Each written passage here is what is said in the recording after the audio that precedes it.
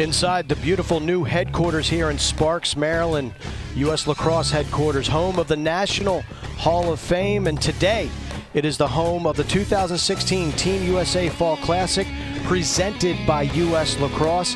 Game 2 is on tap, a battle of champions.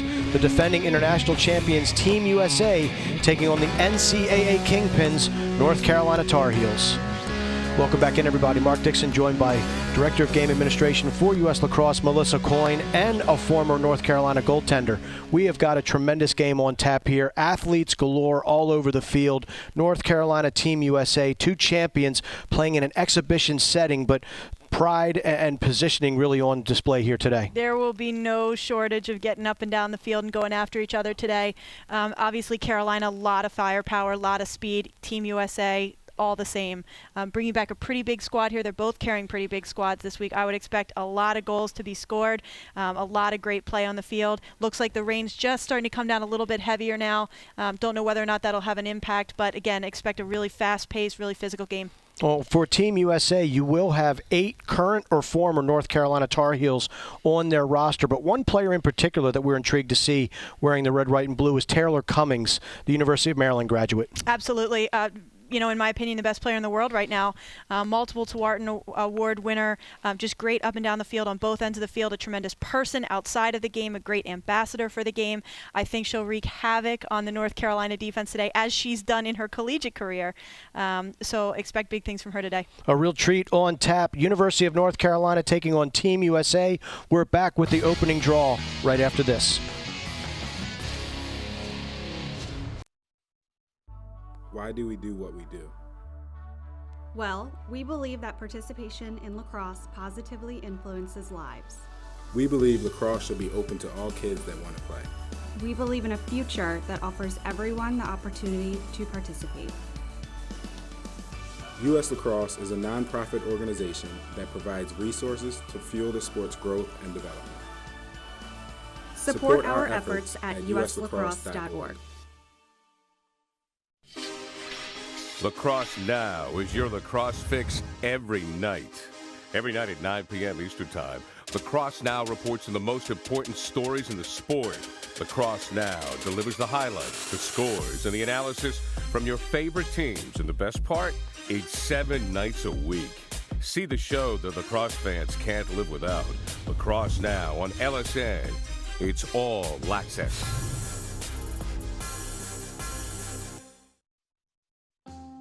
Challenge is to come together and form a team, because a team isn't just a bunch of people that put on a jersey and look the same and wear the same outfit.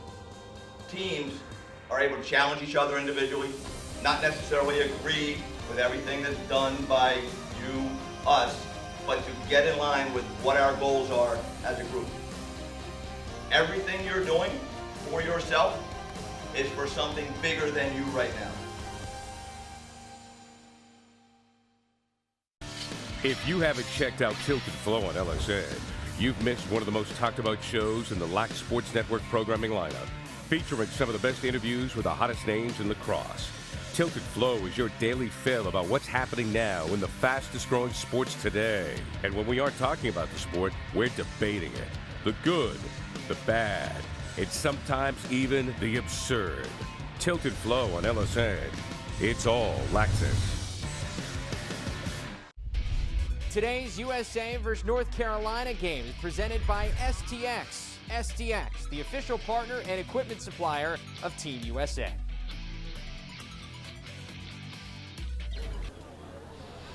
Team USA and North Carolina lining up for the opening draw live from Tierney Field here at U.S. Lacrosse headquarters in Sparks, Maryland. It is the Team USA Fall Classic presented by U.S. Lacrosse. 2 champions about to tangle. Team USA, the defending international champions. North Carolina, your defending NCAA champions. Mark Dixon, Melissa Coyne, happy to bring you all the action. Just waiting for the opening draw here. Taylor Cummings standing at midfield waiting to take the draw for Team USA. For North Carolina, it is number 13. Sammy Joe Tracy, do-it-all midfielder for Coach Jenny Levy and the North Carolina Tar Heels.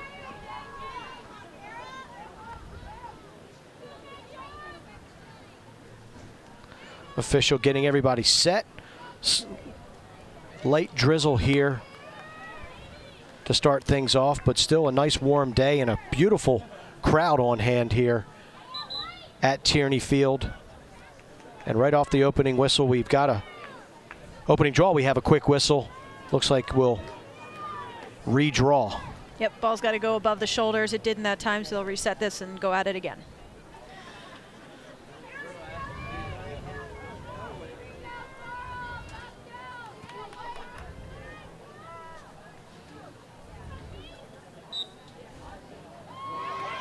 And the draw is controlled by Sammy Jo Tracy.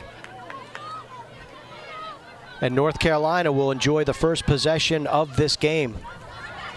Racing up the field, number 12, Carly Davis, met by Taylor Cummings. Back to starting netminder Elise Hennessy for North Carolina. The returning incumbent starter for the Tar Heels is Kaylee Waters, but she is in the player pool for Team USA.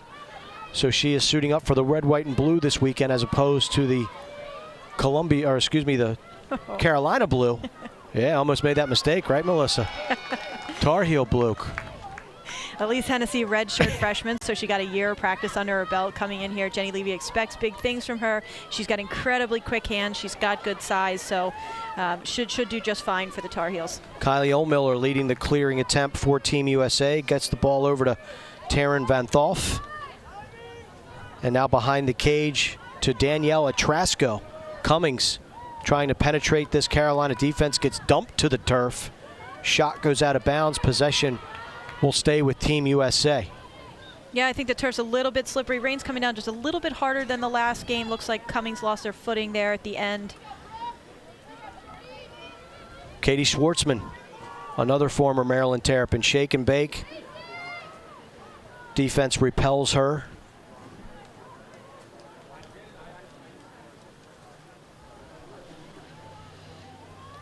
Feed cross cage, shot, and a score. Team USA is on the board. Great feed there from Ohlmiller. Almost a no-look pass here for this goal. Team USA goal, number 13. One of the benefits of this team practicing together a little bit is they know where they're going to be. No-look pass there to Atrasco. Ohlmiller out of Stony Brook with the helper to Atrasco from Georgetown University. Atrasco adjusting her stick, so a quick start for Team USA. Just a couple minutes into this opening half of action. And North Carolina, obviously they've been practicing together a couple of times, 2 or 3 times so far in the fall, but welcoming a new team for a new campaign and missing 3 of your better players that are contending for spots on Team USA. It's got to be quite the challenge for the Tar Heels here in this one. Yeah, I mean, I think they have a great roster top to bottom. Those players that are missing are important to them. Not only are they coming in here with some new players, they're coming in here with a new assistant coach and Josh Dion. Came over to Carolina from Navy. I got a chance to talk to Jenny before the game about Josh. She said he just brings great energy and positivity to this team, as well as all the skills that they needed to replace in losing Katrina Dowd to a head coaching position at University of Oregon. Second consecutive draw control by North Carolina. Number 21, Gianna Bowe. And then gets it over to Sammy Jo Tracy. Now Bowe. Small little lefty, but great quickness. Gets it over to Tracy. Ball's on the turf. Good takeaway right there by Van Thoff. Spring Sanders coming up to add some help. Whistle. And possession will stay with the Tar Heels. Yeah, I would expect to see both teams, whether it's Carolina or Maryland, put some seriously high pressure on the ball. They're both high-pressure teams. You know, case in point there, Taylor Cummings coming out trying to make that interception there. Well, that has become a hallmark of Ricky Freed's coaching style, not only here with Team USA, but also at Georgetown University. Pressure all over the field. They don't like to give any space or any quarter to any opponent that they're facing. And they certainly don't want to give a free position to Carly Reed. She's a great finisher. Carly Reed steps in, shoots and scores, puts it past Team USA netminder Liz Hogan. And we are even up at 1. Reed showing a quick first step and a nice high to low shot. Yeah, Carly Reed, one of the great returners for North Carolina. North Carolina goal, number 16, Carly Reed. Good shot. Changes levels well. USA 1, UNC 1. 56-30 in the first half. I like how Reed dropped her stick for the stick check. So used to doing it in Some habits die NCAA. hard. Not required on the international level, but good to get the practice in. absolutely. Tracy back to the draw circle for North Carolina. She'll be matched up on Taryn Van Thoff. Van Thoff played collegiately at Loyola. It may be something, you know, we're talking about later on. Carolina, the only team coming in here who isn't used to playing by FIL rules. So wouldn't be surprised to see a player take off at a self-start motion, you know, going back and forth with the rule set. So it'll, in my opinion, it'll be a little bit of an adjustment for them the first half.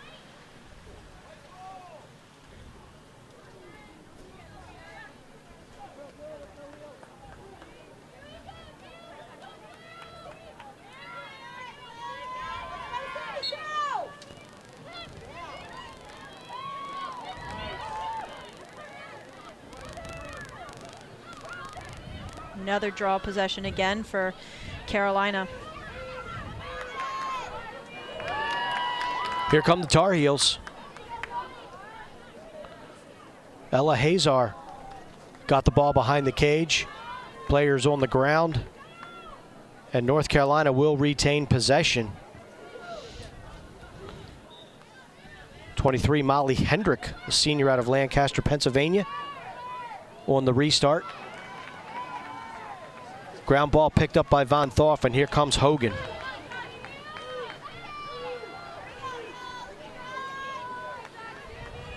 You can see Carolina a little bit different, dropping back into a redefend versus pressuring up top. So you're going to see some differences in these two teams in the way that they try to get the ball back. Sarah Bullard, a Team USA veteran, with the turnover. Then a good redefend. Here comes Team USA. Ohlmiller, who already has an assist early in this game. Expect to see a lot from Ohlmiller. She's new to the player pool here. Seems to have made quite an impression on the coaching staff, so I would look for her to continue to try to make that impression today. Bullard working away from the cage, gets around the defense. Behind to Ohlmiller. Ohlmiller dumps it off to Brooke Griffin. Griffin, such a talented scorer out of the University of Maryland. Pass up top to Shannon Gilroy, the Florida Gator. Loses possession. Ball's on the turf. Good defense by North Carolina. Turnover to the Tar Heels.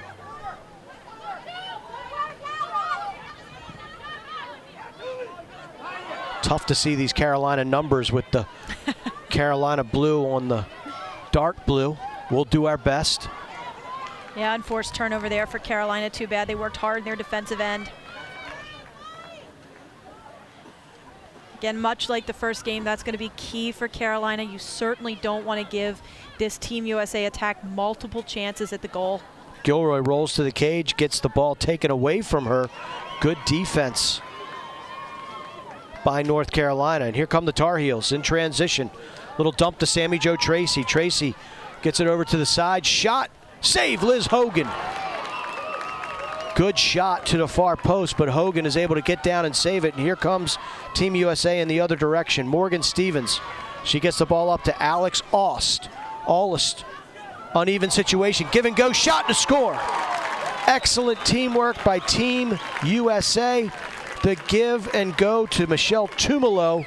Right back to Alex Aust. She slips it past the North Carolina goaltender, and 2-1. The red, white, and blue was on top. And that's the benefit that great goalkeeping can give you to a team in transition. Liz Hogan coming up with a great save all over that shot. Starts transition going the other way. Easy goal for Team USA. Aust and Tumalo out of Maryland and Syracuse, respectively, connect for Team USA's second marker in this contest, and such a great point you make. Hogan with that save. That was a tough shot to defend. She was on it, starts transition the other way, and Alex Aust finds pay dirt. USA up 2-1 on North Carolina.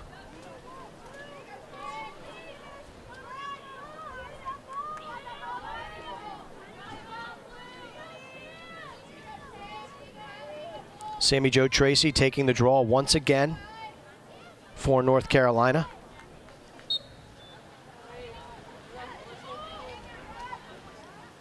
Carolina having a lot of success on the draw. I think this is their 4th straight. Nice double team by Team USA, but the open person found. It's great hustle there by Liz Hogan. Shots taken wide. She knew it was going wide, immediately took off after the ball. She creates that now turnover for Carolina, and she'll start transition going the other way.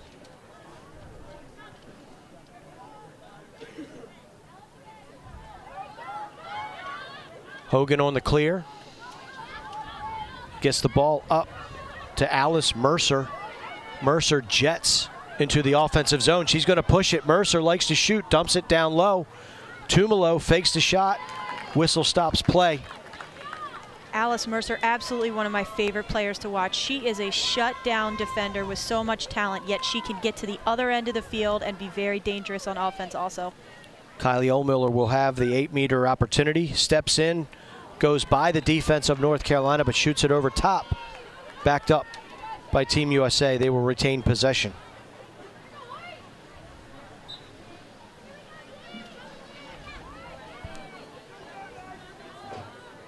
Bullard operating up top. Playing against the defense of Maddie Hoffer for North Carolina. Gilroy. Maddie Hoffer, someone that Jenny Levy pointed out as a freshman that she thought really had the potential to make a big impact for them this year. She's strong, she's physical. Look forward to watching her match up here with Bullard. Nicole Graziano now operating for Team USA. Bullard with a backdoor cut, well defended. Alex Awe stepping in, draws a double team, little flip to Tumalo. Tumalo gets to her left, pass in front, shot by Gilroy just off the mark, and you're just seeing crisp ball movement, fast pace of play here for Team USA. Very precise. Carolina plays a backer defense, so the weakness obviously on a backer defense is the offside low. So not surprising to see Team USA with a couple skip passes. That's the way to beat that backer defense. Carolina with a turnover here, though, up top. Graziano on the mishandle. Tar Heels taking it to the other end. Number 16, Carly Reed, the goal scorer for North Carolina. This is Bo. Over the head check, beautifully executed by Danielle Atrasco. Atrasco chucks it up the field to Tumalo. Tumalo has a slow break. Recognizes that she doesn't have the numbers. Pulls it back out to Bullard.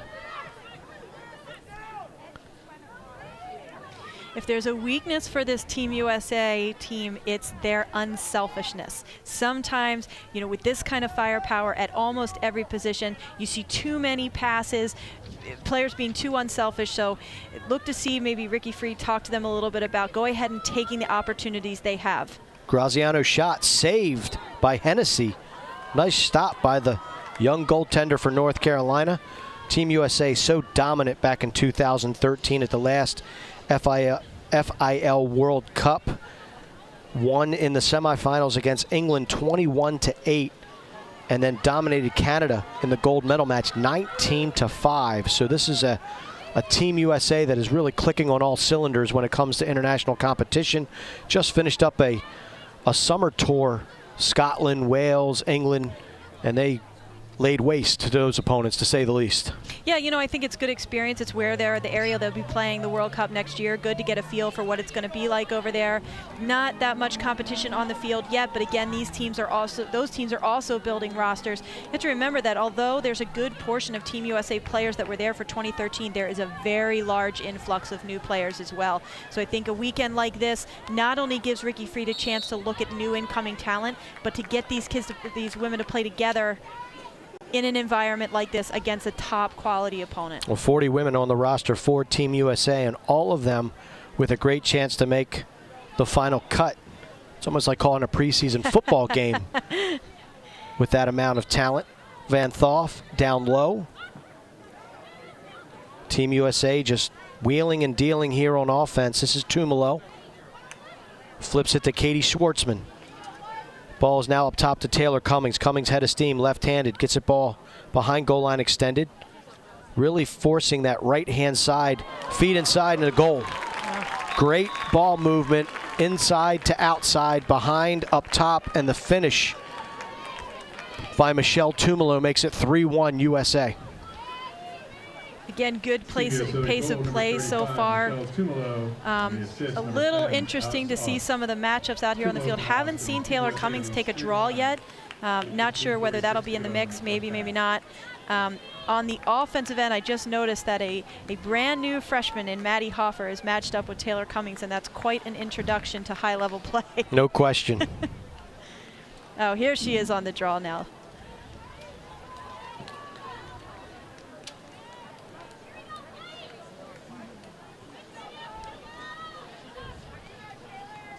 These two, Taylor Cummings and Sammy Jo, no stranger to matching up with each other at the center draw.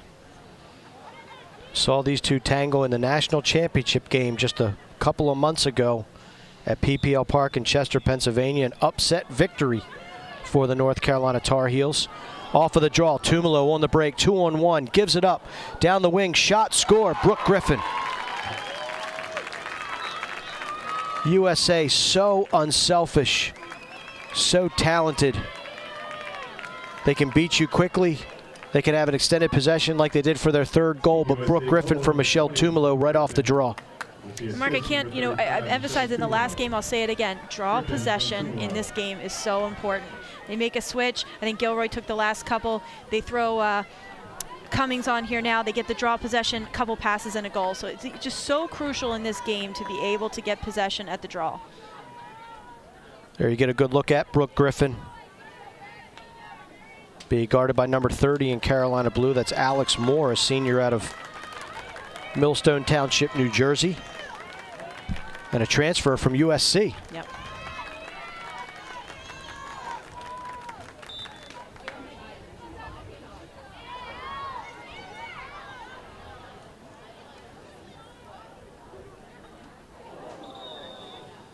Yeah, I think we're going to get a yellow card here for a check to the head.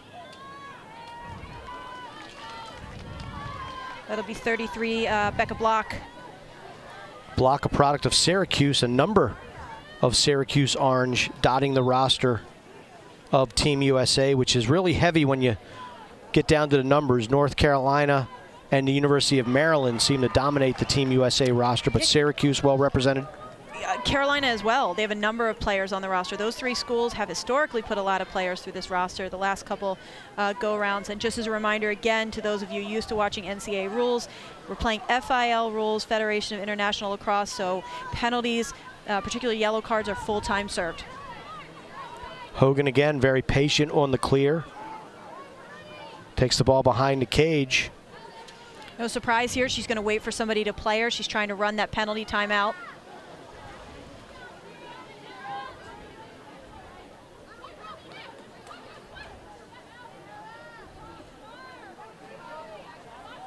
In women's lacrosse, the goalie's got 10 seconds in the crease.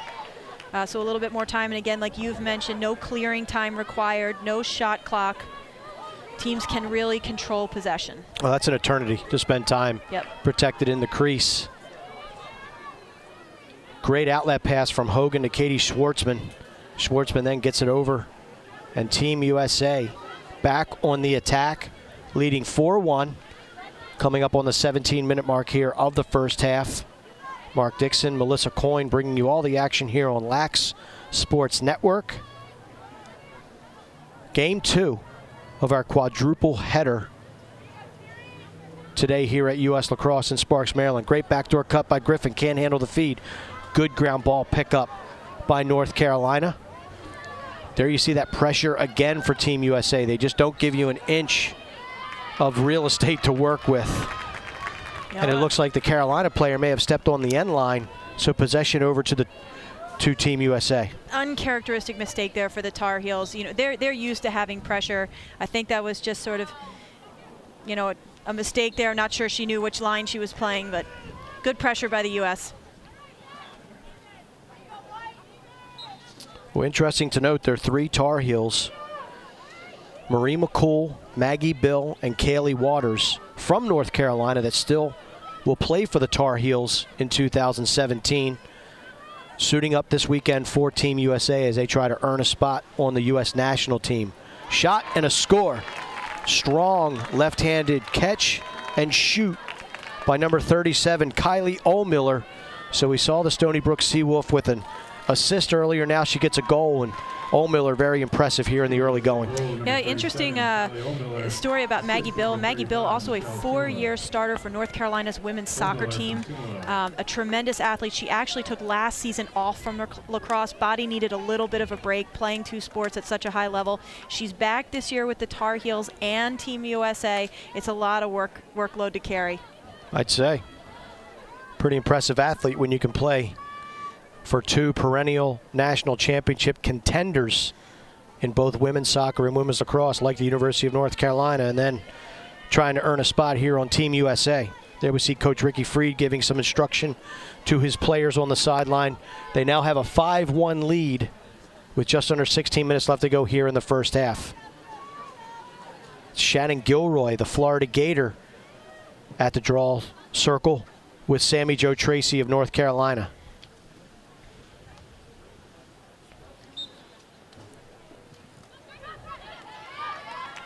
Draw is controlled by Team USA.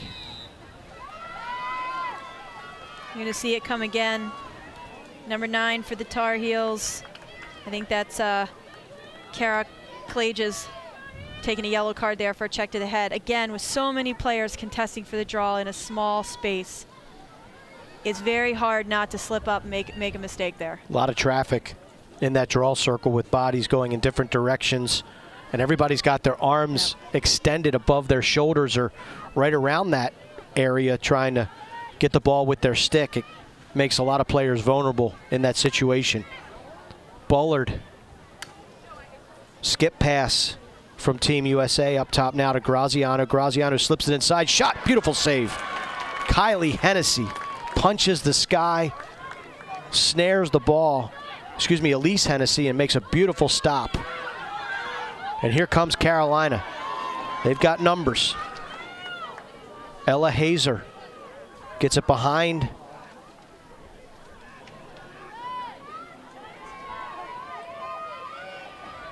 To Caroline Wakefield. Wakefield being pressured into the corner.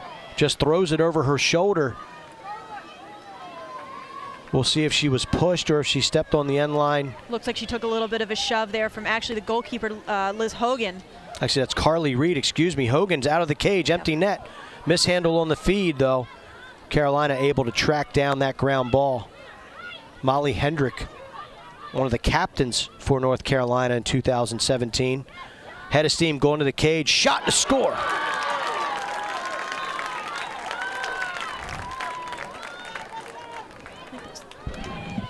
Beautiful shot by number 5 for North Carolina.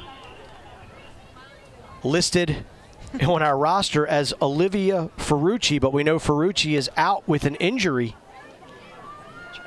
So North Carolina goal, the right hand cruise down the alley. Strong shot to the far post. And we'll try to get a proper ID on that North Carolina Tar Heel on that score. It was Charlotte Sofield. Great head of steam. Normally wears number 15 for North Carolina. Must have left her penny back in Chapel Hill and is lucky Ferrucci's not playing, so she gets the number 5 penny. But nice move right there by Sofield, a sophomore out of Alexandria, Virginia. She cuts this Team USA advantage down to 5-2.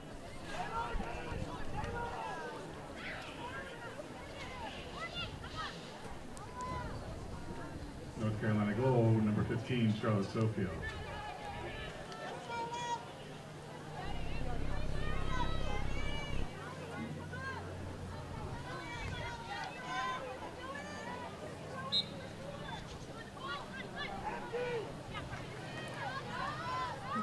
Draw possession there for the U.S. I think that's number 20, Brooke Griffin. So she's doing a little bit of double duty in the midfield and on attack. Ground ball picked up by Morgan Stevens off the feed from Griffin. Now Bullard, product of Duke University, working behind the cage. Graziano now, Florida Gator, gets it over to Bullard. Bullard pass down low. Griffin tries to thread the needle. Pass gets through. Graziano picks it up, USA back on the attack. Alex Oss, little feed down low. No, Hennessy comes off the goal line to make the save. Another impressive stop for the redshirt freshman goaltender for North Carolina. She's got incredibly quick hands, not to mention her feet are in the right position. Safe to say that the North Carolina goaltending position is pretty strong when you got the starter and team captain Kaylee Waters not suiting up, playing for Team USA, and Hennessy coming in making a couple really nice saves. That one she's not going to get to, however.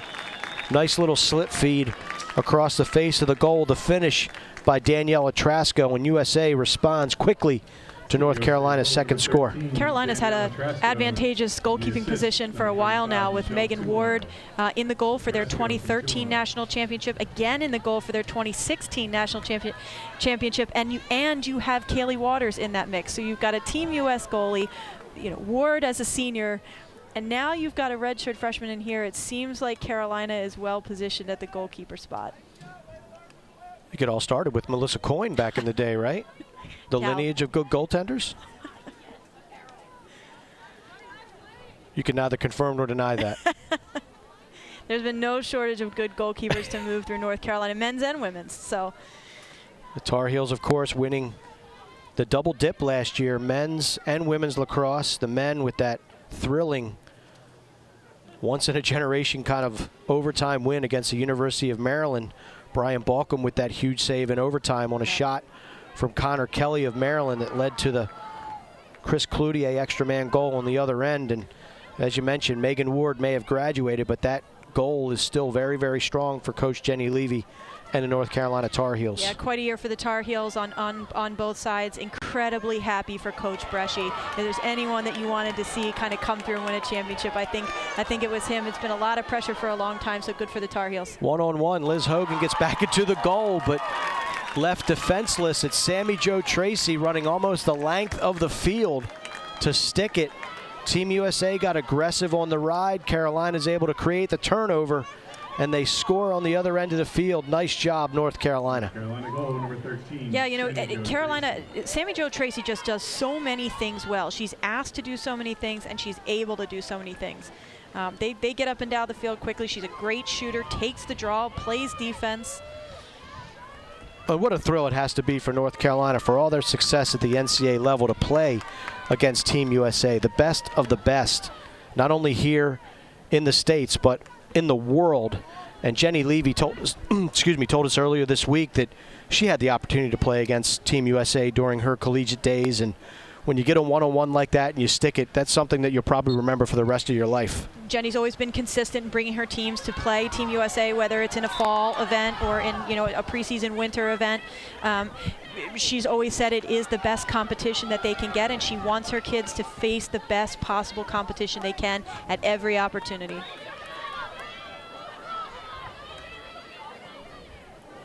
Off the restart, here comes Team USA. Again, unselfish ball movement. Good recovery, however, by North Carolina, getting everyone into the defensive hole to limit Team USA's looks.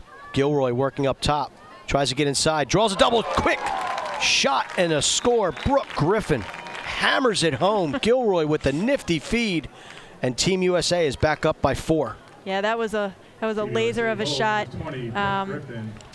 Not much you can do to defend that.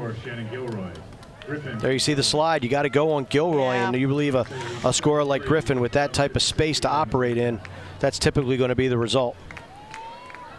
Good to see a freshman, too, having conversation with her defenders.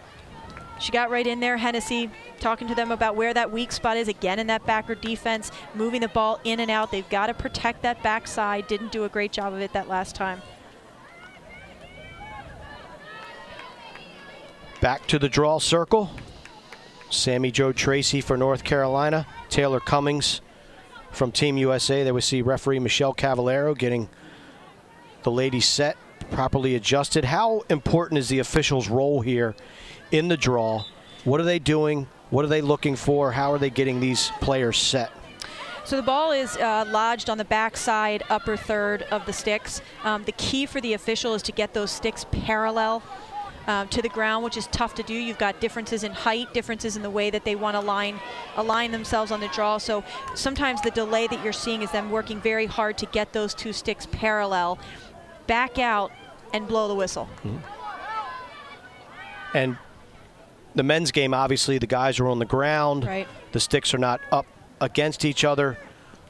And it's alleged that there is some activity to try to gain an advantage in the men's game on the face-off. No different here. In the women's game, what are some of the tricks of the trade, if you will, at the draw that girls will look to try to get an advantage? So typically girls who are taking the draw may have their sticks strung in such a way that the ball, may rest more comfortably in certain areas. So you might see them adjust a wrist or a top hand to try to move that ball into that space. Most officials, again, at this high level, know that's coming and they're looking for it. So if you see an official step back in to readjust, that's typically what he or she is readjusting. And again, you'll also see them, once the official backs out, they're looking at the official. They're looking at the official for her to drop that hand on the draw or blow that whistle. It gives them a little bit of an advantage. They're not looking at the ball. They're not looking at each other, really eyeballing that official to try to get a jump on it. Got to pay special attention at that draw in the women's game and the face-off in the men's game. Again, Liz Hogan was out of the goal on that restart. Bo tried to sneak inside of a defender, had the ball taken away, but was able to recollect and get back on offense for North Carolina, trailing 7-3, coming up on 10 minutes to go here in the first half. Pass in the middle is initially not picked up, but on the rebound, I think that's Carly Reed. It's number again. 16, Carly Reed, picking up the loose change and then slotting it past Team USA goaltender Liz Hogan. And Reed, you dropped your stick again. At her teammate. I like it. The teammates are just laughing at her. She's talking herself through it. She'll get it by the second half. USA 7, North Carolina 4. A little bit of sloppy play defensively by the U.S. I expect Ricky Fried isn't going to be too pleased about that. Hogan made a good save earlier. You got to be able to come up with that defensively and go the other way. There we get a good look at number 16, Carly Reed, only a sophomore, playing very, very well here in the early going for Coach Jenny Levy and the rest of the North Carolina staff. You mentioned the addition of Josh Dion, the All-American attackman from Duke, spent last season coaching at the Naval Academy. We're seeing more and more men's coaches come into the game. Obviously, the most notable, Gary Gait, head coach at Syracuse University, but you look at Steele Stanwyck at Johns Hopkins University. Brett Queener was helping out at Syracuse for a while, along with Reggie Thorpe. You've got Pat McCabe, head coach at Adelphi University. Joe Spallina at Stony Brook. John Sung down at Virginia Tech now. We could just go on and on. And a bullet in the upper 90 by Carly Reed. That was just a blast that nestled into the upper corner of the goal. And North Carolina has cobbled together a couple of goals here to pull within 2 of Team USA.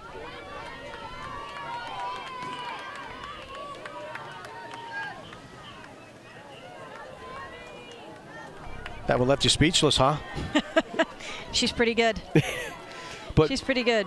But when you talk about what's the influence that men bring to the women's game? I think it's an offensive mindset. It's a patterned mindset on the offense specifically, where they really have seemed to have the most contribution. I think teams are looking to do some different things. The games, honestly, are getting closer and closer together. So it's not surprising to see that. I'm not one that is really bothered by it. I love to see women coaching women's teams, and I think there's no shortage of that occurring also. But, I think all these teams are looking for some fresh perspective, some new perspective. And I think these guys, and I look at somebody like Gary Gait, and I think he has dedicated a good portion of his life to the women's game. So it's not to me like someone from the men's game coming in. He spent years at Maryland, as an assistant coach, bringing them to 7 national championships. Then he takes a job at Syracuse, and again, he's very committed to the women's game. He may bring some things that people don't like in the traditional sense, but I think he brings a great energy to the game. Joe Spallina the same way. So I think as long as you can get these guys to respect some of the traditions of the game, I have no problem with that. Brooke Griffin on the doorstep and denied by Elise Hennessy. Once again, we have seen several spectacular saves by the redshirt freshman who may be in a position in a couple of years to herself compete for a spot on the USA national team. And you mentioned Gary Gates spending his time at Syracuse as an assistant. I'm sorry, at Maryland as an assistant before assuming the head coaching job at Syracuse. Similar situation for Ricky Freed, for years an assistant at Johns Hopkins with Janine Tucker, and now heading up the Georgetown University program. And there we see Liz Hogan just comes out of the goal and shellacks number 23, Molly Hendrick. Hogan, a very aggressive, athletic, sort of kamikaze type goaltender. It's the same type of play you're used to seeing from Devin Wills as well. It is a requirement of the way Ricky Freed plays and the system that they play. And on the restart, North Carolina is rewarded with a goal. It's number 25, Sherritt Allard, a freshman out of Cohasset, Massachusetts. Liz Hogan out of the goal. Nice patient ball movement, and Hogan isn't able to get back on her line in orderly fashion to make the stop. Looks like she lost her footing just a little bit there as well. But again, you know, the Team USA way is risk reward. You know, they play very high pressure. They'll get after you from the goalie forward. Sometimes, a lot of times, it works out great. Other times you see them get burned on that. And that's a style that Ricky Freed not only encourages but rewards. So in other words, instead of chastising Liz Hogan, he'll probably just say, we'll get it next time. Absolutely. Absolutely. I mean, I think, again, you're going to see a lot of good and you're going to see a lot of not so good in this type of style of play. And you know, frankly, I think a lot of people say, well, this roster's missing this player or this player. You have to be able to play this style for Ricky Freed. He is not going to change his system. So when you see those rosters created, it's based on the players that fit that system, and it's not for everybody, that's for sure. Well, it certainly has clicked over the last several years, including a gold medal winning performance back in 2013, a dominant gold medal winning performance by Team USA. Yeah, it's a great team, great atmosphere. You know, they just were solid top to bottom, and really nobody had an answer for that pressure. Now, I would anticipate that's going to change some. Some of these international teams have had an opportunity now to see it and to play against it, so I would expect they'll be a little bit better prepared. USA 7, North Carolina 6, about 7.5 minutes left to go here in the first half of action. Katie Schwartzman on the 8-meter opportunity. We'll see if Hennessy can stare that one down, and she does not. Schwartzman beats the talented netminder for North Carolina. That is a big goal for USA, not only to get some momentum back, but to solve Hennessy, who made several really nice stops on the last couple of USA possessions. Yeah, Hennessy's been solid in the goal. Again, that's a tough save for a goalie to make. You know, one-on-none with the goalkeeper against a Team USA player the caliber of Schwartzman. So, you know, I think, again, she's talking to her defense, not necessarily the foul you want to give up there, not the place you want to put Katie Schwartzman. So Schwartzman with the finish, and some mass substitutions by Team USA. A lot of players to look at. Yep. Let's talk about the process for Team USA. Right now, the roster at 40 women. Is it after this event, or what's the timetable then, and what's the number to get to cut that roster down? I think they'll look to cut it a little bit after this event. The big cut then will come again after the spring premiere. When they bring them down to Florida again, so that'll be kind of where you and that's in the January time frame? Yeah. And I'll get the dates and stuff for everyone listening. Sure. But yeah, so I think after that spring premiere, that will be when the roster gets cut down, I believe, to 24. Okay. And then they'll go from there. But really what comes out of that spring premiere likely will be the bulk of what you're going to see show up in England in 2017.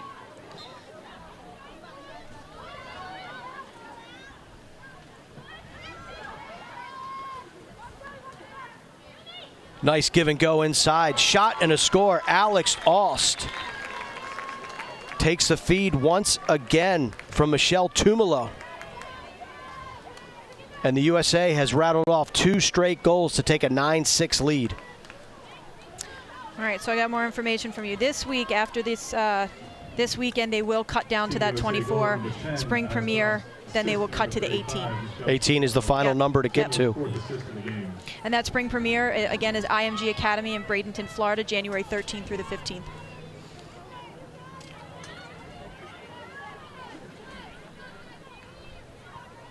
There you get a good look at Alex Ost, another Maryland Terrapin.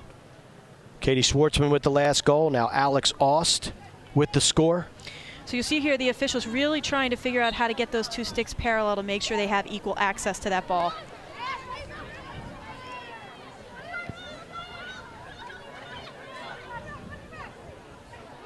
Kylie Ohlmiller. Whistle will stop play. Yep. Foul against North Carolina. Possession over to Team USA. A little bit of a hold there, a little bit unlucky. It's good defensive pressure by UNC. Graziano will trigger the restart for Team USA. Got the ball over to Megan Dowdy, National Defender of the Year a couple of years ago. Everybody talks about Maryland and their offensive scoring, which they should, but got to note that the Terrapins have produced the last two National Defenders of the Year, Megan Dowdy and then Alice Mercer, also competing for a spot on Team USA. That's tough when you're sharing a roster with a Taylor Cummings or when you're playing against the likes of a Kayla Trainer. They tend to get a lot of attention. To me, Alice Mercer is the most underrated player in the game. She is tough top to bottom. It is impossible to defend her. She's a shutdown defender and can score. See her oftentimes in transition, just making things happen. Shot and a score. Falling away from the goal is Ohlmiller. And just like that, Team USA is back up by 4 goals. They strike often, they strike quickly, and we're seeing that on display right during this last couple of minutes. I think Ohlmiller wants to make this roster. Playing aggressively. Absolutely. Tough to stop with that left hand. Yep. So aggressive, dodging to the goal. Yep.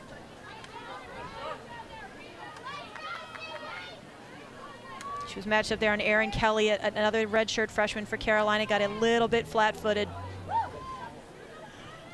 Ohlmiller, her second of the game.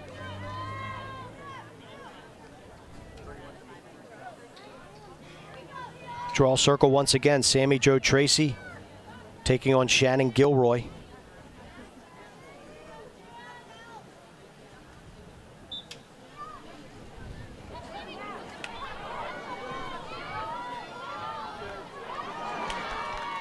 Loose ball at midfield picked up by North Carolina. North Carolina's done a great job on draw possession overall, I think. Errant pass into the heart of that Team USA defense. Sanders overruns the ground ball, but it is then picked up by Bullard, and here comes Hogan. The very patient, methodical clear. Just under 5 minutes to go here in the first half. Team USA 10, North Carolina 6. You could see Sarah Bullard, once she handed that ball off to Hogan, kind of give everybody the settle down signal. Work a good transition out, no turnovers here. Here comes Spring Sanders, a Northwestern Wildcat. Gets the ball up to Graziano.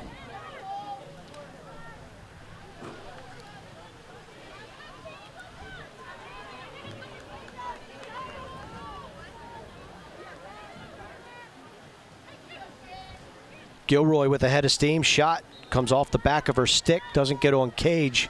Backed up smartly by her teammate Tumalo. Possession will stay with Team USA. 4 minutes to go here, first half. Good defensive effort, too, by Clagis on Gilroy. Clagis is a sophomore. Gilroy is not an easy matchup. She kept on her hands there, made her take a bad shot. Bullard up top. Shot and a score. Sarah Bullard, much like we talked about in the first game with Hannah Nielsen, so much experience, but just has stayed fit, has stayed smart in the game, and just continues to make an impact for this team. Bullard being forced down the alley in the right-hander.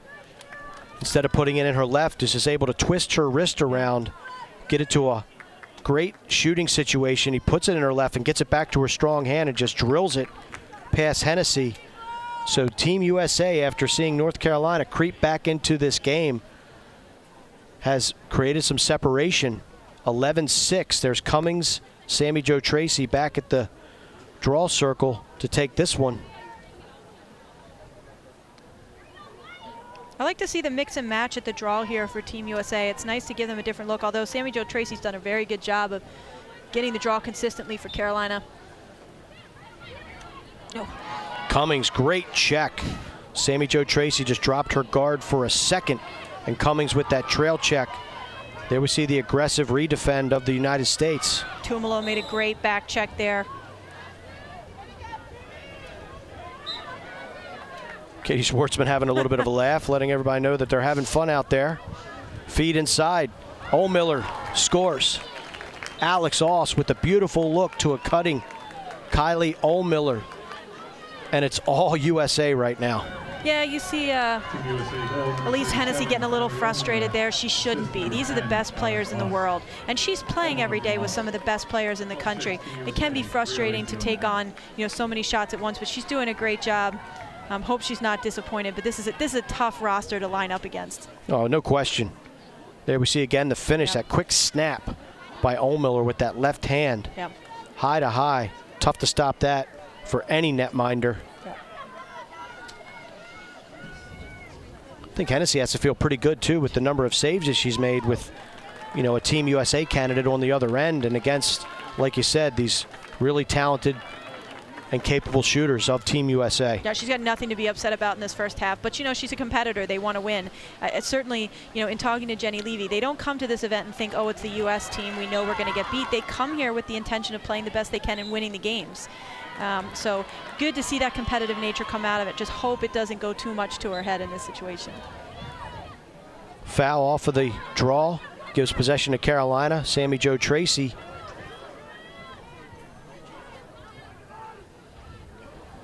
Again in the thick of things. Turnover by North Carolina. So now I think we are seeing the Tar Heels, after snatching a little bit of momentum, starting to, you can see it in their body language. Sure. And how they're handling the ball right now. Just a little discombobulated after this quick 5 or 6 counter punch by Team USA, and great hustle by Tumalo. Again, Sammy Jo Tracy, she's being subbed off, but she doesn't stop. She makes a play and gets the ball first, then comes off in a substitution. She is the leader of this Carolina team. She's the hardest worker on the team.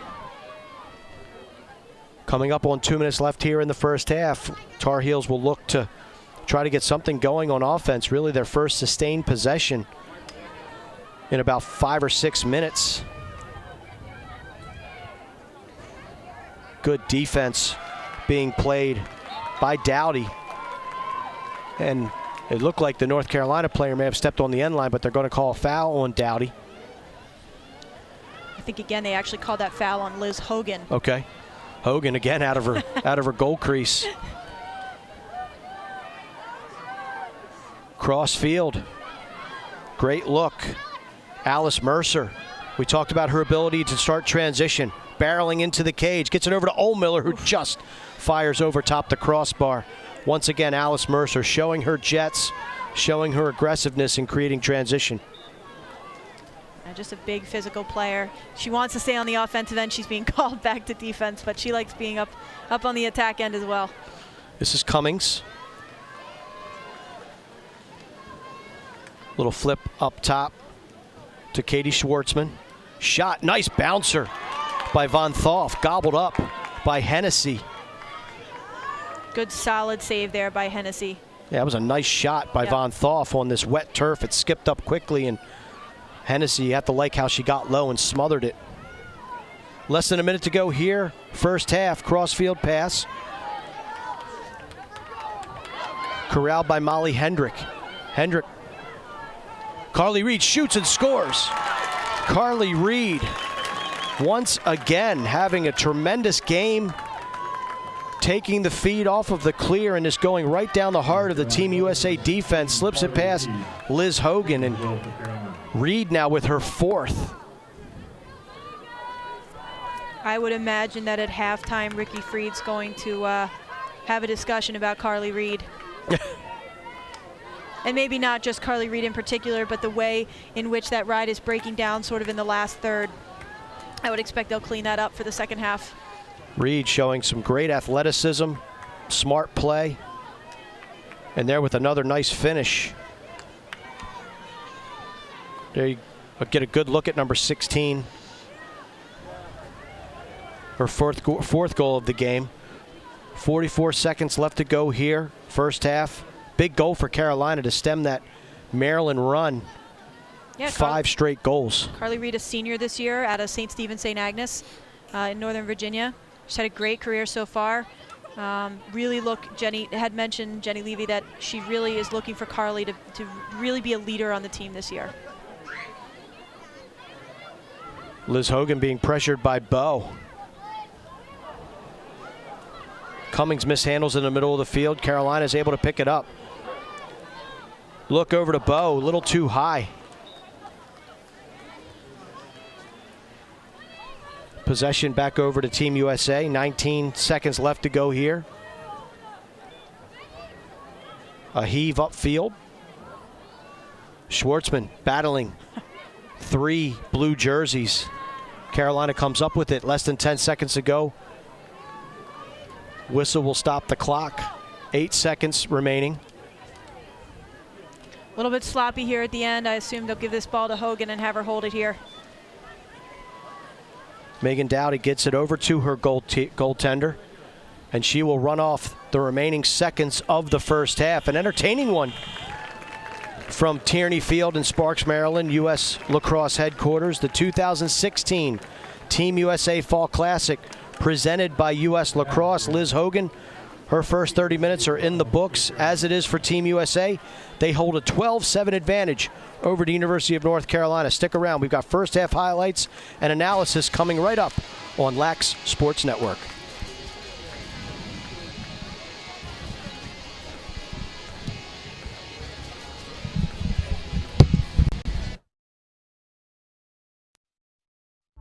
Why do we do what we do? Well, we believe that participation in lacrosse positively influences lives. We believe lacrosse should be open to all kids that want to play. We believe in a future that offers everyone the opportunity to participate. U.S. Lacrosse is a nonprofit organization that provides resources to fuel the sport's growth and development. Support our efforts at uslacrosse.org. Lacrosse Now is your lacrosse fix every night. Every night at 9 p.m. Eastern Time, Lacrosse Now reports on the most important stories in the sport. Lacrosse Now delivers the highlights, the scores, and the analysis from your favorite teams. And the best part, it's 7 nights a week. See the show that lacrosse fans can't live without. Lacrosse Now on LSN. It's all access. You don't want to miss the newest show to hit the Lax Sports Network programming lineup, Lax Fit, a show dedicated to providing smart exercise and training guides, tips, information, and demonstrations for the lacrosse athlete. We take you behind the scenes with RPM Lacrosse founder and director Malcolm Chase to show you how to train with workouts specifically designed for lacrosse players. Lax Fit, only on Lax Sports Network. It's all Laxness. Only on Lax Sports Network.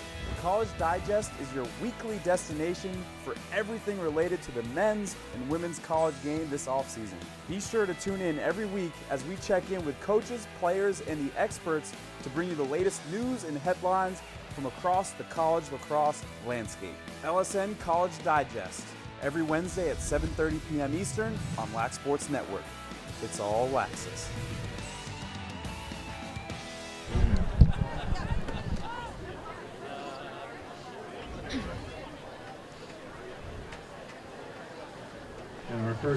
We're back at halftime here at Tierney Field, the headquarters of U.S. Lacrosse in Sparks, Maryland.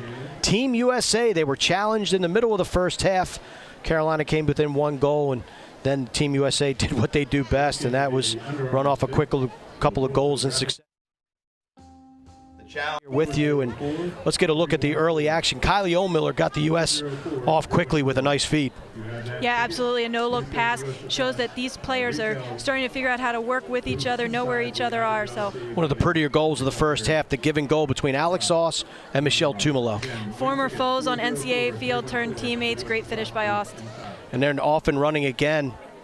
Nice look. Brooke Griffin, the former Maryland Terrapin, little dip and dunk. Absolutely good patience there. Great feed by Tumalo. The USA was off and running at this point, but then Carly Reed stepped up for North Carolina. This is one of her 4 goals of the first 30 minutes of action. That's the first of her 2 stick drops for the referee to check her sticks, but not required at the international level. Reed, so impressive throughout the first half. I think Ricky Freed's going to be having a conversation with his defense about having eyeballs on Carly Reed. She's a great finisher. And Team USA, once Carolina got to within 1 goal at 7-6, just really turned up the heat, did a great job of scoring. What do you anticipate here in the second half? More of the same. I think you are going to see more shooting, more scoring on both ends. If I'm Carolina, I'm going to try to spread this offense out a little bit more, anticipating that Carly Reed may get a little bit more attention. Very impressed with Elise Hennessy. Don't know if Jenny will stick with her on the second half, but she did very well. U.S. team probably switch goalies here. May throw a couple different players into the mix, but again, more of the same. Gussie Johns looks like it will be the new netminder for Team USA, getting warmed up here at halftime. 12-7. The red, white, and blue lead the Carolina Blue. We're back with some stats and more analysis right after this. Why do we do what we do? Well, we believe that participation in lacrosse positively influences lives. We believe lacrosse should be open to all kids that want to play. We believe in a future that offers everyone the opportunity to participate. U.S. Lacrosse is a nonprofit organization that provides resources to fuel the sport's growth and development.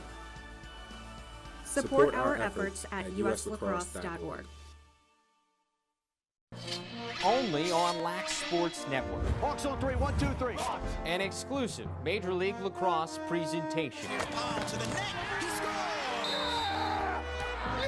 Relive the journey to glory of the all-time greats as we take you into the huddle and onto the sideline during the 2005 MLL playoffs. A journey highlighted by the crowning of what many have called the greatest team to have ever played. MLL The Show, only on LSN. It's all Laxess. Only on Lax Sports Network, Box Digest is your one-stop weekly home for everything surrounding the world of box lacrosse. We're talking Western Lacrosse Association, Major Series Lacrosse, National Lacrosse League, and more. Be sure to tune in every week as we bring you the very latest highlights and headlines from the best box lacrosse leagues on the planet. Box Digest every Tuesday at 8:30 p.m. Eastern on Lax Sports Network. It's all Laxess. Only Lax Sports Network. The Face-Off Academy with Greg Garillion takes an in-depth look at the face-off position in today's game. The 2015 Major League Lacrosse MVP shows you how to develop your skills to become the best player you can be. From stance and wing play to shooting and lacrosse IQ, the Beast has you covered. The Face-Off Academy with Greg Garillion on LSN. It's all Laxess. Today's USA vs. North Carolina game is presented by STX. STX, the official partner and equipment supplier of Team USA.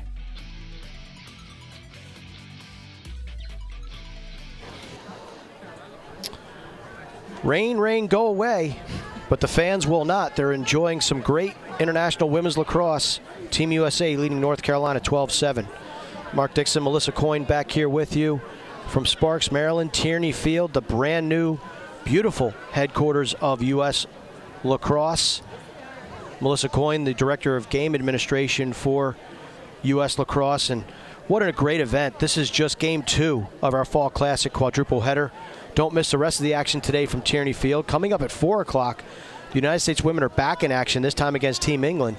And finally at 6:30, we wrap up the day with Team Canada taking on Team Australia. There's a look at our full slate of games. We had a great one to start things off, Melissa. Australia edging England 12-11, but this event at this facility, what a tremendous opportunity for not only the game of women's lacrosse, but just a sport overall. Absolutely. I mean, it's part of the reason we were so excited to make the move out here was to have the opportunity to host teams of this caliber in our own backyard, provide an excellent training facility for our national teams. So grateful for everyone who participated in the creation of this building, specifically the IWLCA, who named our building, Bill Tierney Field. We're just very excited to have this opportunity here and to have the caliber of teams playing here that we do today. Yeah, we saw Australia fall behind by 4 goals to a revamped Team England with the likes of of Megan Whittle, and then they got outstanding goaltending from Becky Grant, and then Australia with Hannah Nielsen just making that run to come back and claim victory. Here, Team USA up 12-7 over to University of North Carolina. What did you like most about what you saw out of Team USA? Just their ability to play together, things that it usually takes teams months and months and months to accomplish, that sort of seamless connectivity that they've already displayed in the first 30 minutes of a first half of game. Happy to see that from them, and you know, they have some great talent on the field. It seems like end-to-end talent, and their ability to put it together has been impressive. Well, there we get a look at the first half stats. USA doubling up North Carolina with shots, but ground balls 14-7. I think that speaks to the work of North Carolina on the draws, as well as just their hustle in trying to win those 50-50 plays to stay in this game with Team USA. It's a tenet of Jenny Levy's program, is that you're going to be tough and you're going to fight battles, and it's clear from some of these statistics that they really get after the ball. They may lose it, but they're going to work just as hard as anyone to get it back. So that's a good look at our first half stats. We are all set for the second half.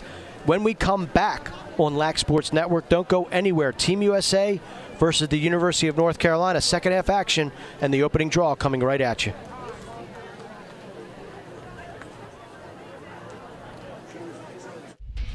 Today's USA versus North Carolina game is presented by STX. STX, the official partner and equipment supplier of Team USA.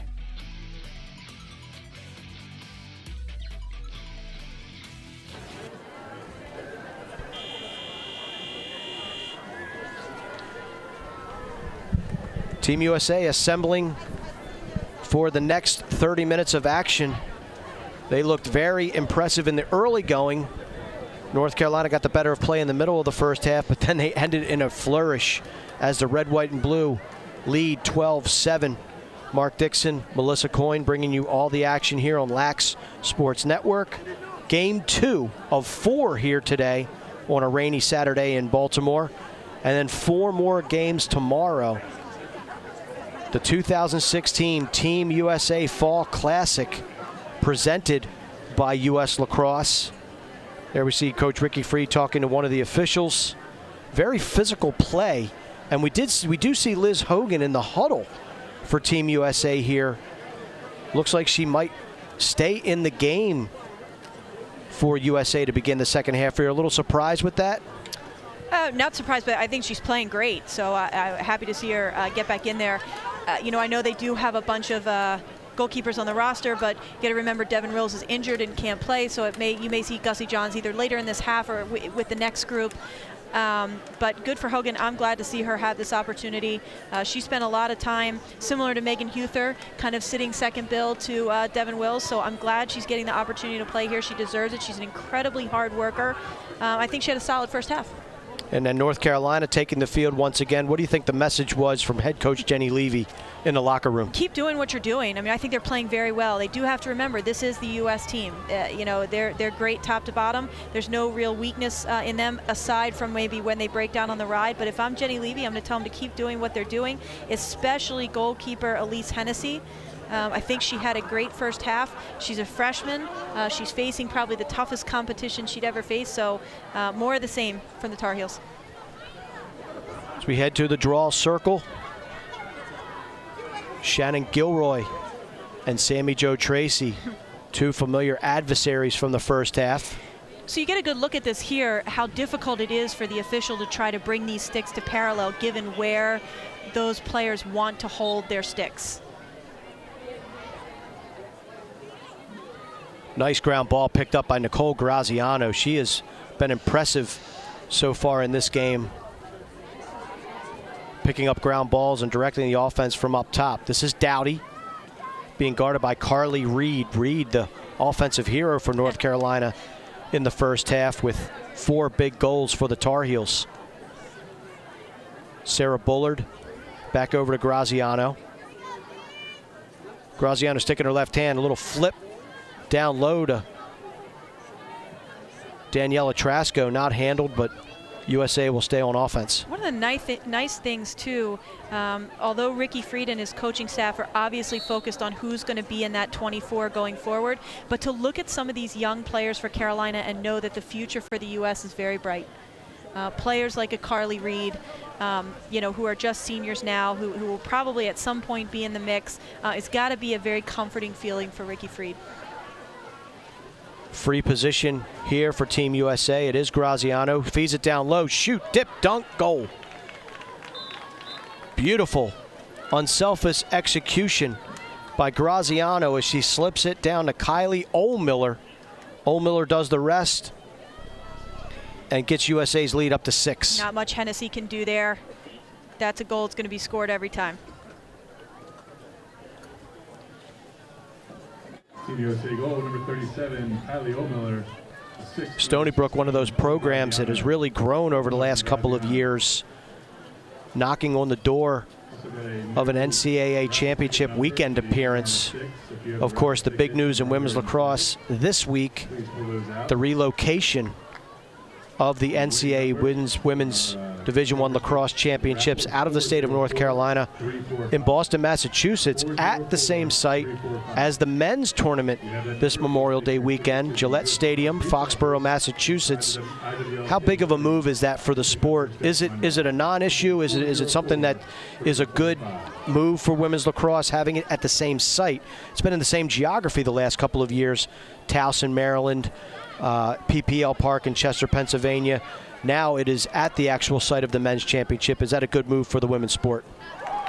I think that the women wanted to be in Cary, North Carolina, so I don't want to overshadow that North Carolina has some great sites. It's unfortunate the situation that arose. I think the NCAA made the decision they had to make. Having said that, it is nice to have both the men's and women's championships in the same place. You got a lot of cross-game fans. You got a lot of families with boys and girls that play. I think it'll be a tremendous weekend for the sport, and I think the committee did the best they could given the circumstances, and I'm looking forward to the weekend. Stony Brook was one of those institutions that submitted a bid to host. Johns Hopkins was another one. Ultimately, the games will be played at Gillette Stadium in Foxborough, Massachusetts, and what is surely to be not only a great championship weekend for women's lacrosse, but the 2017 season is going to be a really exciting one as well. Yeah, I mean, 90-second possession clock coming in. Defending champions in North Carolina look like they're going to be very good again. I expect the Marylands and the Virginias and the Hopkins and the Stony Brooks to be good again. So I think it's going to be an exciting season. I think the women's game's moving in a good direction, as you can see here today.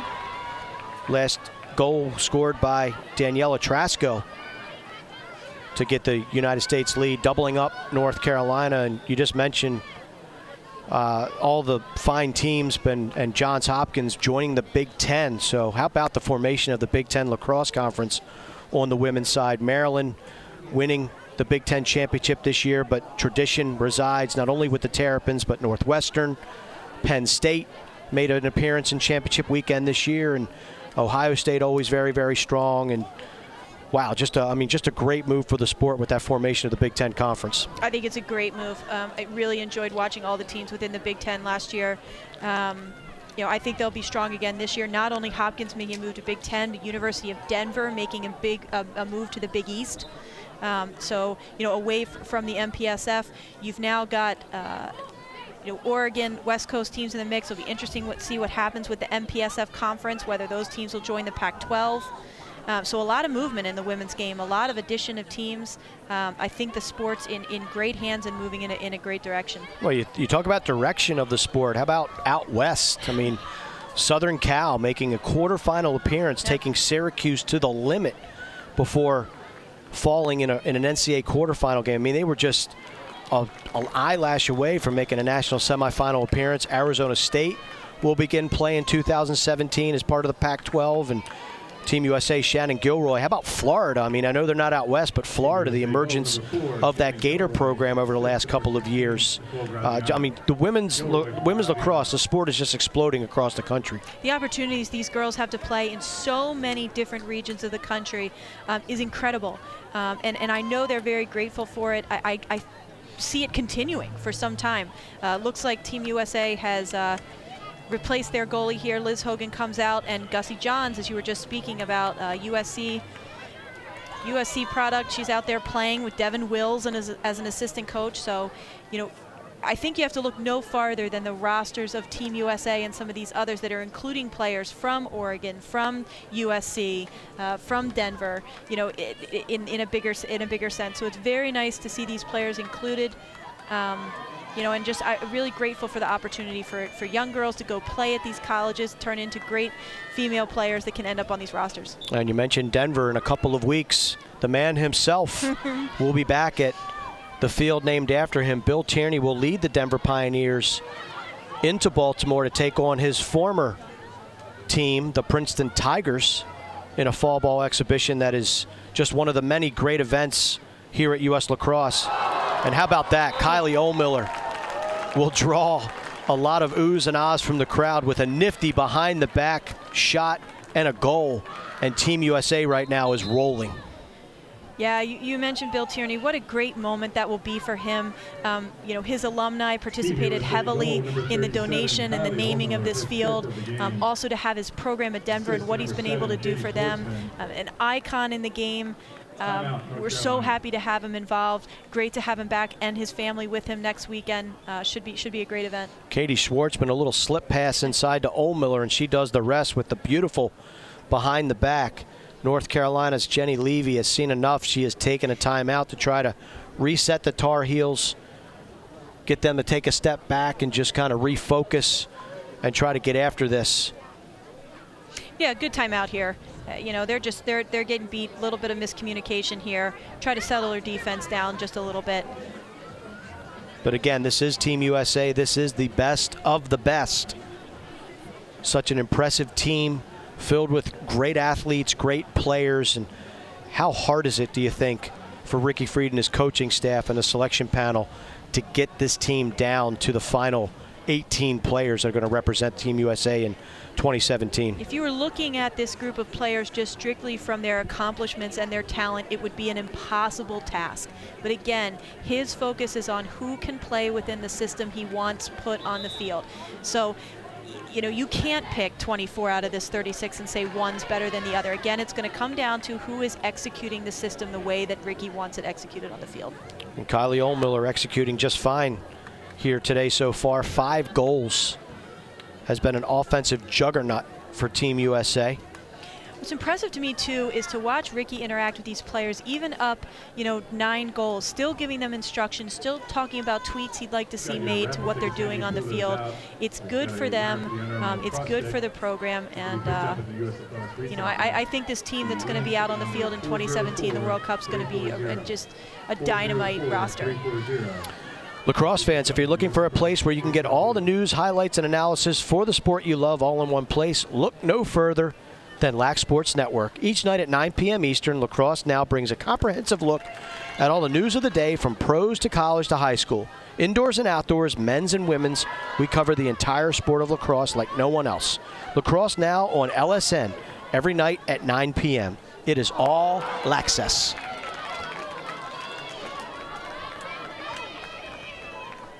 Good hustle there by North Carolina to get this ball back.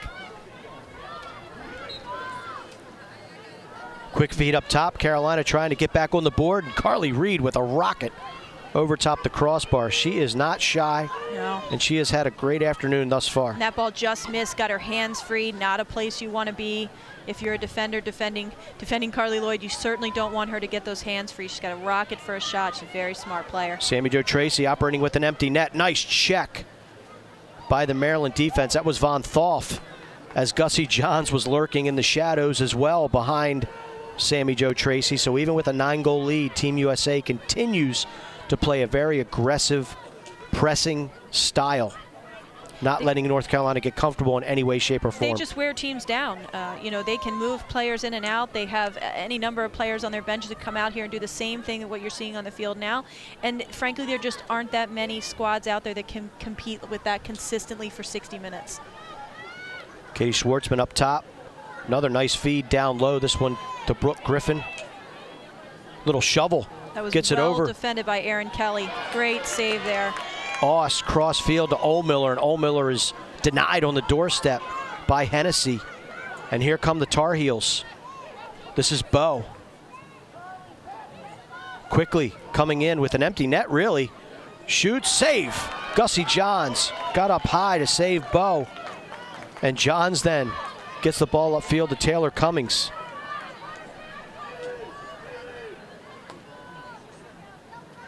Saves on each end.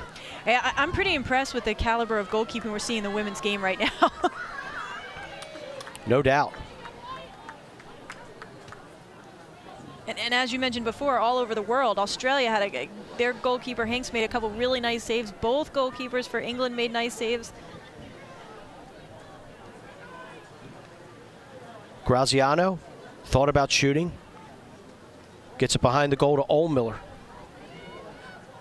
Steps inside. Ohlmiller tries a shovel shot underhand. Goes wide. Alex Aust backs it up for Team USA. She will trigger the restart. Being guarded by Erin Kelly behind the cage. Kelly gets it up top to Gilroy. Gilroy then with a pass. Nice save by Griffin. She'll thank her teammate later for that one. Good defense by North Carolina. Number 30, Alex Moore, forcing Graziano down the alley and away from the cage. Carolina's defense looks a little bit more settled here. She's going to get a push in the back here. So that's unnecessary foul there. Moore with the shove on Griffin will allow the talented scorer out of the University of Maryland a free position. Hennessy bears down as Griffin gets it behind the goal to Ohlmiller.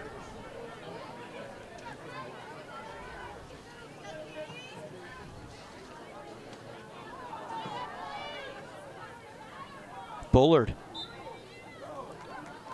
Looked like good defense by Reed, but the stick checked just a little bit high. Yeah, caught her just a little bit at the top of her goggles there. That's pretty good defense by Carly. Interesting thing with Team USA, you mentioned, and we saw it in the England game versus Australia, not a requirement in international competition to wear goggles, but pretty much every player for the United States in the field has the goggles on. Yeah, again, I think because it's a requirement for play in the U.S., all of these girls grew up with and have played in eyewear, so not surprising to see it. Carolina team required to wear it for play at the NCAA level, so, you know, again, not surprising. They don't have to wear it if they don't want to, but it's rare to see one on the U.S. team not do it.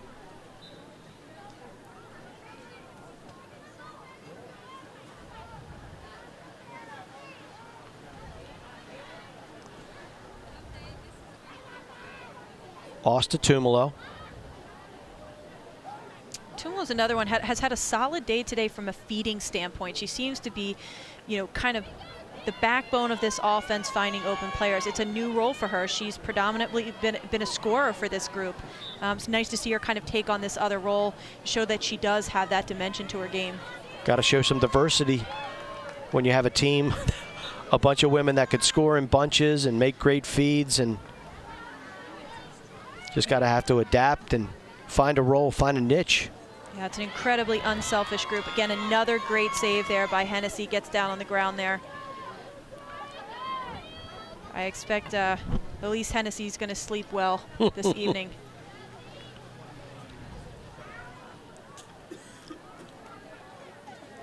Well, right after this one, Team USA will get back to work against England. And our nightcap this evening, Canada and Australia. A very intriguing matchup. Looking forward to that game. Looking forward to seeing Canada play, the progress they've made since the last World Cup. You'll see in the next game for the U.S. as they split their squad here, so they've got half playing this game, the other half waiting to play in the next game. There may be a couple of players worth of crossover, so you'll see new faces, but the same play, same system. Well, it's been a remarkable couple of years for Team Canada. The Canadian senior team advancing to the gold medal match against Team USA. Losing 19-5, but knocking off Australia in the semifinals as Griffin gets another one. Nice look from Shannon Gilroy.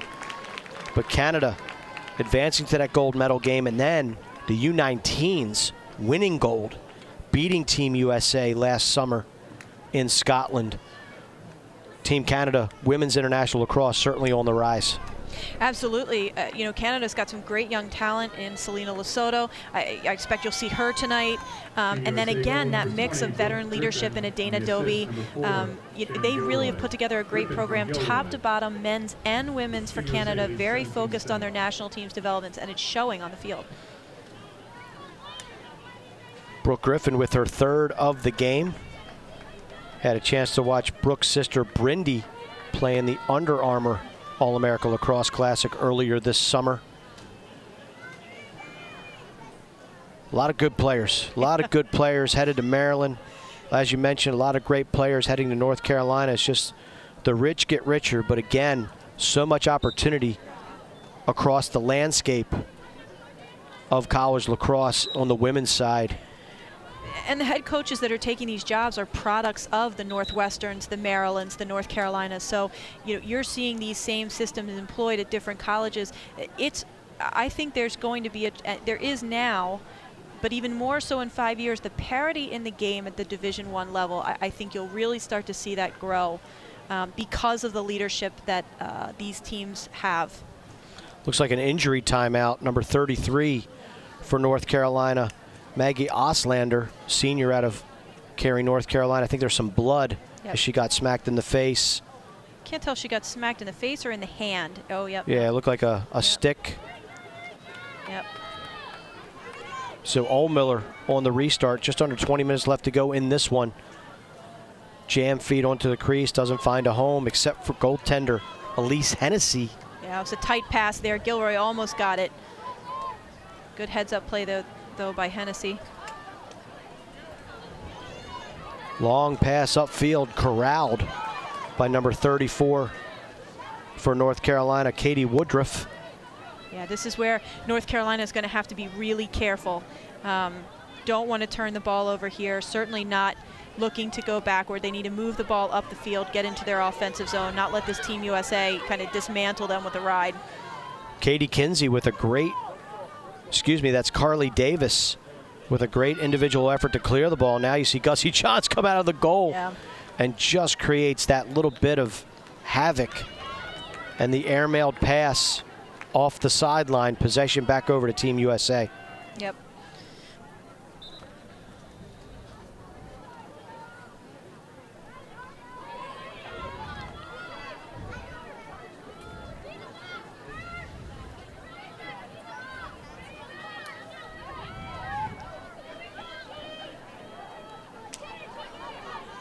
That's a great clear by Gussie Johns.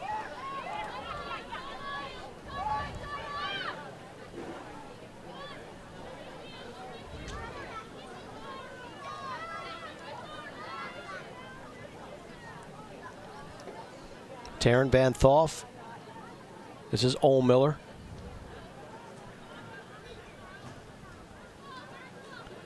Taylor Cummings being guarded by Carly Davis. Pretty solid defense there. Good takeaway by the Carolina D. Trying to get some transition going. Little give and go. Carly Reed, good defense by Spring Sanders. Yeah, you know, watching this Carolina team, it looked as though where they really retooled was on the offensive end, but watching them today, really impressed with their defensive effort. Carly Reed with the free position shot, closed in on quickly. Katie Woodruff gets the ball over to Marissa DeVitro. DeVitro now headed to the cage. It's going to be a shooting space call here. DeVitro, another freshman that Jenny Levy mentioned, thought would make a big impact. She's small, but she's scrappy and she's tough. Yeah, DeVitro 5'2". Of course, you got Gianna Bowe out there, 5 foot, and even 5 foot, but making plays and creating opportunities for this North Carolina team. Yeah, that actually wasn't a shooting space call. It was just a foul on DeVitro. This is Bowe. We're against the defense of Alice Mercer. Wow. Yeah. That's she shouldn't feel special. Alice Mercer does that to a lot of people. Great play by Mercer. Von Thoff, little razzle dazzle. It's nice to see some creativity out of them a little bit. You know, I think they recognize that they got a decent lead. I know that turnovers drive Ricky Fried insane, but I think, you know, at this point he does also appreciate that there's some serious talent on this team. That'd be a charge. That's actually the right call. People, I know Jenny Levy's not too happy about this, but I would assume on the replay that Schwartzman had her feet planted there. Katie Schwartzman taking one for the team. The foul on DeVitro.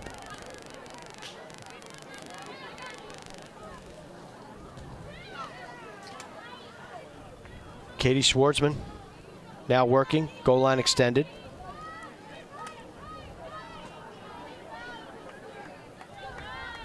This is Von Thoff.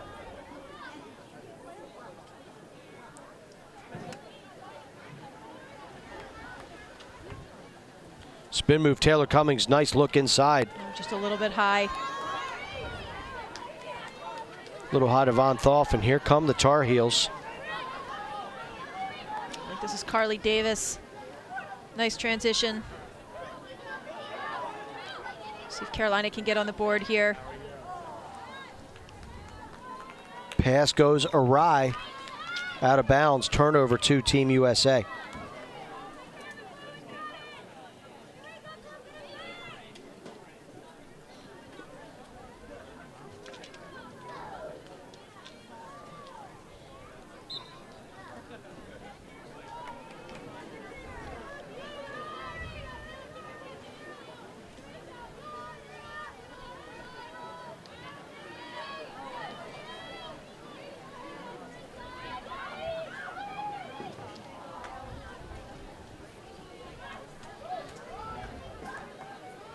Cummings directing traffic over to Aust. Good ball movement by Team USA. It's great. Unfortunate with a foul there at the end. That's pretty good defensive Katie play Woodruff, by Carolina yeah, there. playing tight on Katie Schwartzman. Yep. Schwartzman will have a good-looking opportunity right here at a free position. Sluts down to Alex Aust. Aust does not pull the trigger, pulls it out. Feed down low, Griffin can't handle. Looks like she took her eyes off the ball for a second there. Hennessy out of the goal and retreats to the safety of her crease.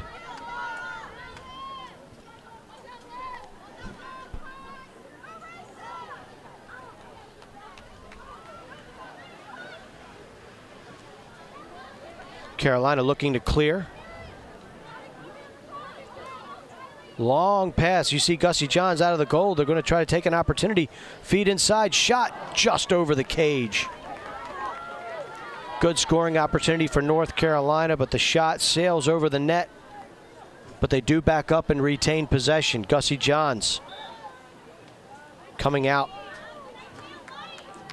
on Interesting Ella looking Hazer. at this roster also that the U.S. put together for this first game. None of the current or former Tar Heels are in this mix against their former team or current team for Carolina. So interesting that you know, they chose to do that. I'm not sure if that's a good thing or a bad thing, whether or not you want to play against your alma mater or not. I think you always like an opportunity to get after it, but you know. A lot of really good players, and Gussie Johns with a sweet save. Yep. Right in front of her goal crease, reacted quickly, and she has looked solid between the pipes for Team USA. Yeah, I think Team USA is well positioned as well at the goalkeeper position. You know, you still haven't seen Kaylee Waters. Expect to see her in the next game. Vander Kolk out of Virginia, see her next game. So.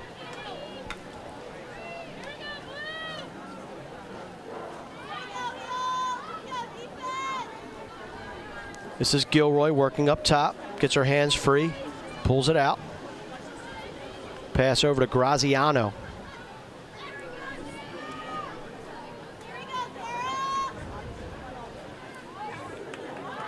Lucky that pass got through to Bullard. Quick whistle stops play as Griffin was going to uncork one right on the doorstep of the Carolina net.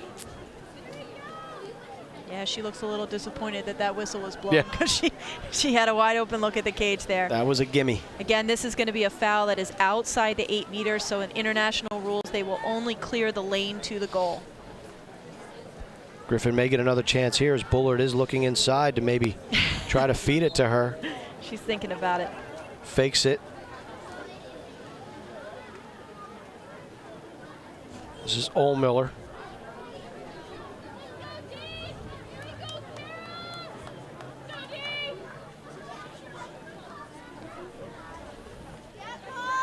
Alex Oss being defended well by Carly Davis. And a nice defensive stand creates a turnover. Absolutely. Possession to Carolina.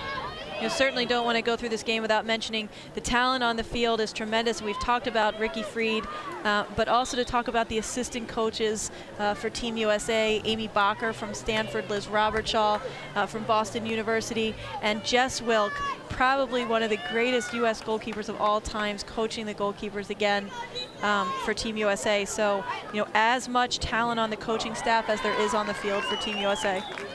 And speaking of that talent on the field, Alex Oss gets another one for the red, white, and blue.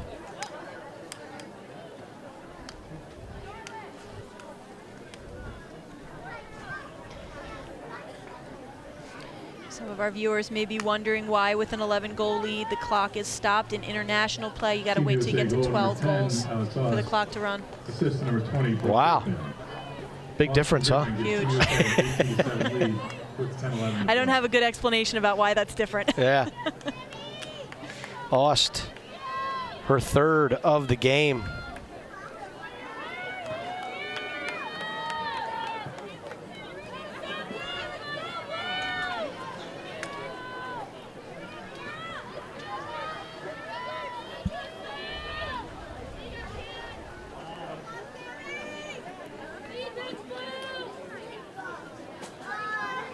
You see the official instructing the players sort of trying to make sure they're in the right position as well. At the end, she'll say, please hold, so that there's no more movement, allegedly. Always alleged. Shot, save, Gussie Johns. Sammy Jo Tracy got an opportunity, got a decent look, but Johns once again. Quick hands, great reaction. She's been impressive so far. Absolutely. Sammy Jo Tracy, I think, trying to make a good play for her team, may have forgotten that Gussie Johns is left-handed. Great interception. Shot, Johns again with the save. Beautiful snare by Charlotte Allard. But then she shot high to high on Johns and an easy stop for the Trojan netminder. And she will once again try to clear for Team USA.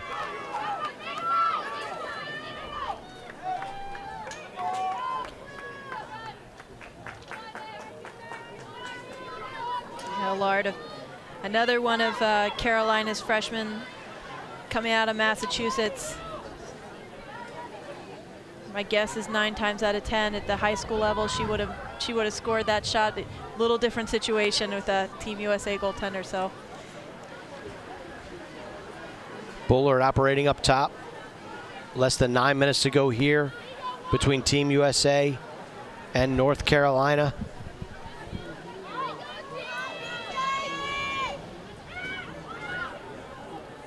Feed doesn't find a home. Ensuing ground ball. Picked up momentarily, now fully by North Carolina. Maddie Hoffer with that GB.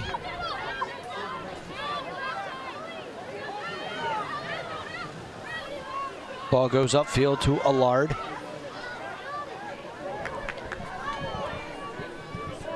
Charlotte Sofield handling for North Carolina. She has a goal in this one. And just a bad pass gets away from the Tar Heels, goes out of bounds. Possession, Team USA. Yeah, some unforced errors here for Carolina, but I imagine they may be getting a little gassed. It's a lot of chasing.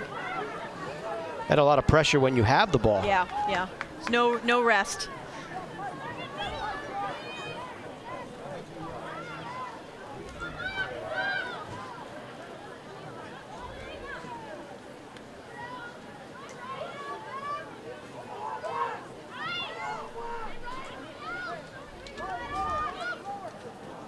Katie Hogan, the game for North Carolina, operating. Ball gets to Gussie Johns once again. Katie Hogan, another player Jenny Levy mentioned, brought in this year as a freshman, 5'11". That's big. Yep.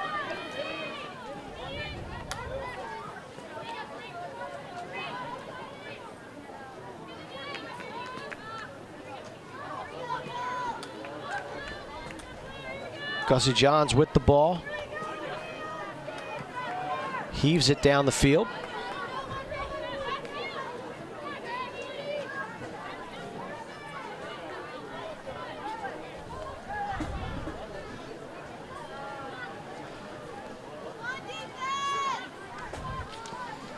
Team USA 18, North Carolina 7. Mark Dixon, Melissa Coyne with you here on LAC Sports Network. Game 2 of 4 we will have for you today on LSN. 2016 U.S. Team Fall Classic presented by U.S. Lacrosse. Schwartzman, great moves inside. Great save initially by Hennessy, but then the rebound is batted in by Katie Schwartzman. And Team USA is now up by a dozen. Got to tip your cap to Hennessy between the pipes for North Carolina, but a great finish by Schwartzman nonetheless. Yeah, I mean, unlucky there. She made a great first save. Rebound just ended up in the wrong spot. So not much she can do about that. You got to be happy with that first save. It's a bummer when that happens, but. So Team USA looking every bit the part of defending international champions, taking on the defending NCAA champions in the University of North Carolina. For Griffin, her 4th goal of the ball game. It's a great showing for Brooke Griffin. I know she really, in talking to the coaching staff, she really is focused to try to get her name on this roster, and she's shown well so far today. Goal number 20, Brooke Griffin. Cummings back to the draw circle with Sammy Jo Tracy.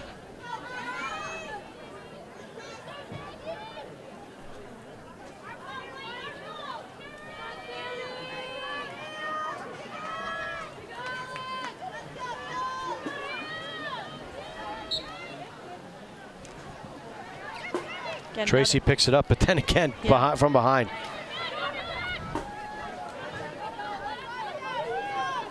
Griffin up to Schwartzman, back to Griffin.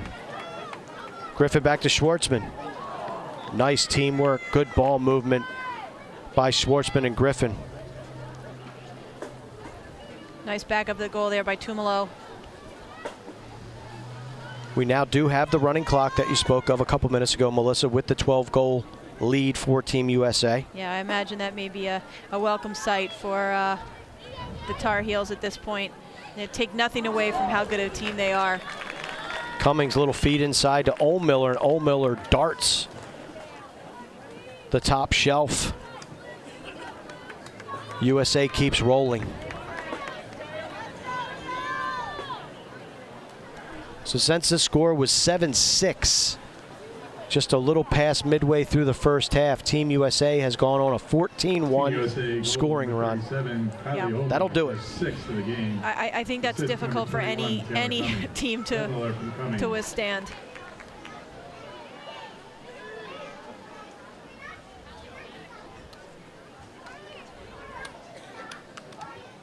It has to be disheartening a little bit too if you're the Tar Heels to, you know, watch this mass substitution of the next crop of players to come in. And so they're coming at you in waves. But you know what? They have a great attitude about it. Jenny and I have talked about it a number of times. This is the best competition they're going to face, and who wouldn't want to do this as preparation for their season? Well, and the weekend's not over for Carolina either. They'll get a crack at other international teams this weekend. Nice play by Sarah Bullard. Getting it over to Graziano, who then gets it upfield to Gilroy. Just like a machine right now, just really operating at full function is Team USA. Yep. Under 3 minutes to go in this one. USA 20, North Carolina 7.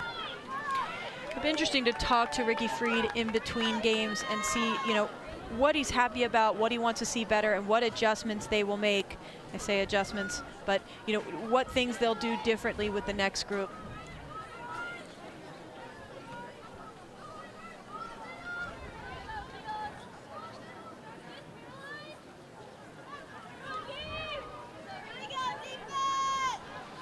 Just an evaluation time for Team USA. Trying to cut this roster down from 40 to 24 by January. And then after January, you get down to your final 18 that will represent Team USA in the 2017 FIL World Cup. Yeah, I mean, looking at the talent that's on the team right now and assuming that, you know, more than half of the players that are playing right now, just numbers-wise, won't show up for that, won't be on that final roster. It's kind of hard to imagine. It's a tremendous amount of pressure for these players, yet they perform. Yep. And every single one of them wants a roster spot. No question.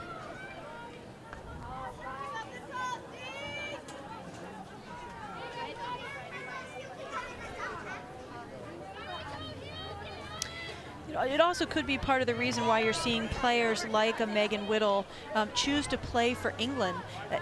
Does Megan Whittle fare better in this pool?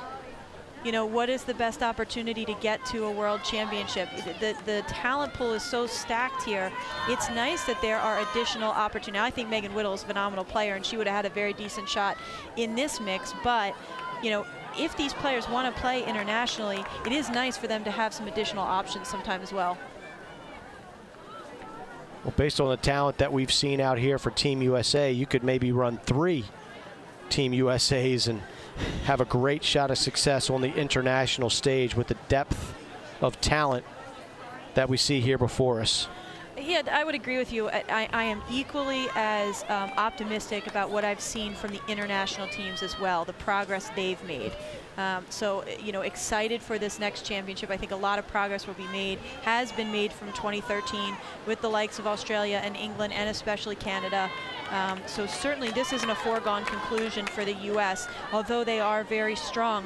You know, look at what the U19 Canada team did to U.S. and Scotland. Absolutely. Anything can happen, and teams just keep getting better. But Team USA has raised the bar and set the level of excellence, and they will enjoy a 20-7 victory over the University of North Carolina. An impressive performance from back to front, any way you slice it. Absolutely. Great showing for them. So stick around. We will have some post-game interviews coming up for you and some more analysis following this impressive win by Team USA, 20-7 over North Carolina. Stick around. We're right back after this. The challenge is to come together and form a team, because a team isn't just a bunch of people that put on a jersey and look the same and wear the same outfit. Teams are able to challenge each other individually, not necessarily agree with everything that's done by you, us, but to get in line with what our goals are as a group. Everything you're doing for yourself is for something bigger than you right now.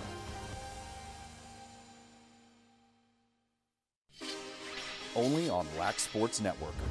MLL Digest is your one-stop weekly home for everything Major League Lacrosse. Be sure to tune in every Monday at 8:30 p.m. Eastern as we check out the latest highlights and headlines from around the league and check in with players, coaches, and the experts as we preview every game on the upcoming schedule. MLL Digest, only on Lax Sports Network. It's all access.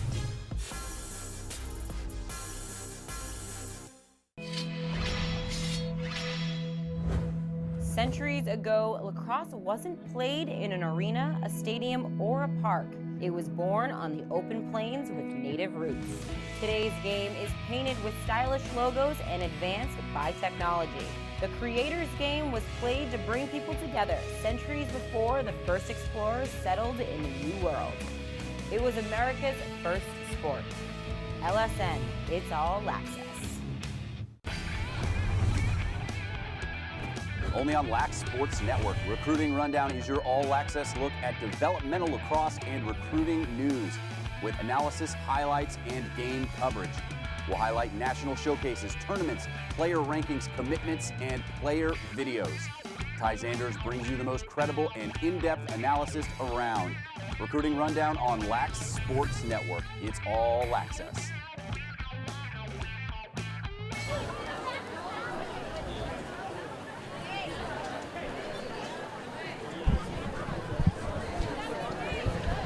Team USA victorious over the University of North Carolina 20-7.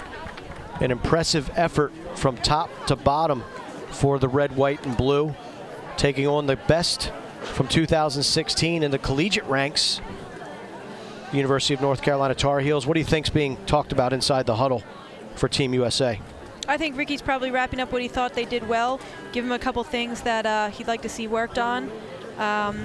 Talking to them about, I would think he's telling them he's impressed with how cohesive they were as a unit in executing a tough system to execute. So I think this is all positive things, and he's talking to them about the evaluation process and what they're looking for and next steps. So Team USA will turn right back around and face Team England at the top of the hour, 4 o'clock. So they won't have a whole ton of time to enjoy this victory. But as you mentioned, split squad, certain players playing in this game, and then there'll be a bunch of new faces playing in the game against England in about 45 minutes here on Lac Sports Network. Rainy day here in Sparks, Maryland, but a great crowd on hand to witness some outstanding international women's lacrosse. I don't know. And we are joined right now by USA head coach Ricky Freed. And coach, an impressive win, 20-7 over the defending NCAA champion North Carolina Tar Heels. Your impressions of your team's effort? Effort was fantastic. You know, there's a lot at stake for these players. They worked so hard to get to this point, and you know, they're able to put aside their personal goals for the team, though, and that's what was most impressive, the consistent effort over 60 minutes. Ricky, no shortage of goals today. What were you looking for defensively, though? Anybody stand out to you defensively? You know, I'm going to have to look back at the film to tell you the truth. Gussie Johns in the second half did a phenomenal job, though. To shut out a team like Carolina for a whole half is unbelievable, and a lot of that had to do with her play in the goal. But our consistent pressure just wears people down. Even a team as athletic as Carolina and skilled as Carolina doesn't have the depth to maintain that play. So the small mistakes, you know, for us, we're not worried about that. We just continue to play hard. Overall, Coach, you've got England coming up in a short amount of time. What are the goals this weekend for your team and the pool of players here at the USA Fall Classic? For us, really, it's to make sure that we're looking at different combinations, see who plays well together, who's going to fit our style of play, and consistently play at a high pace effort-wise, but also be disciplined while they're doing that. Ricky, congratulations on the win, and get right back after it. We'll see you at 4 o'clock against England. All right, thanks so much. Ricky Freed, head coach of Team USA, talking about their impressive win over the University of North Carolina, and one of the more impressive players in that ball game, Kylie Ohlmiller, joining us right now, attacker out of Stony Brook University. Kylie, you started off with a quick assist to get USA rolling, and then from there you were just a presence all afternoon. What was clicking for you on the offense? I think that you know, the veterans here on the U.S. team, they have so much energy, and they're really talking you up and helping you through, and it's just adrenaline at that point, you know. Everything was just kind of happening, and you just got to feel it. Kylie, you're new to the mix with Team USA, but you certainly didn't perform like someone who's not been there before. What's the feeling like this weekend here for the first time trying to compete for a roster spot? It's unlike anything I've ever done. That's for sure. It's an incredible opportunity to even be a part of this team. So I think that the chance to get to compete against the best players in the world, the best team in the nation collegiately, is something that I'll never forget, no matter what the outcome of this weekend is. And no matter what happens in your experience with Team USA, how will it help you in your career at Stony Brook University? It's already helping me tremendously. I can see a whole new level of enthusiasm, a whole new level of skill in my play, and I think that it's gonna be great to be able to pass on to my teammates and hopefully make a run at a national championship over at Stony Brook. Kylie, congratulations on the win over North Carolina, and we look forward to seeing you play the rest of the weekend. Thank you. Kylie Ohlmiller, 6 goals for Team USA, and there we see some of her teammates stretching out and getting warmed up for the next game against Team England at 4 o'clock. Once again, our final score from Tierney Field, Team USA 20, North Carolina 7.